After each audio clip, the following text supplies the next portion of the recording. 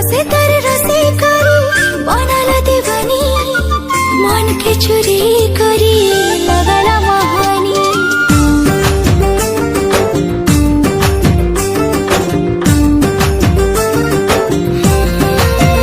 रसे तर रसे करी बनाला दीवानी मन के चुरी करी लगाला महानी मते से छिपी दिला फिर तेरे पानी के भी दिल नहीं गला नहीं है ना जानी झुनक झुनक बाजे तार गुड़र पायला तार पतली अंटा हाय रे मते कला पागला झुनक झुनक बाजे तार गुड़र पायला तार पतली अंटा हाय रे मते कला पागला आखी आखी रे कहे सी कथा मोर सजानी।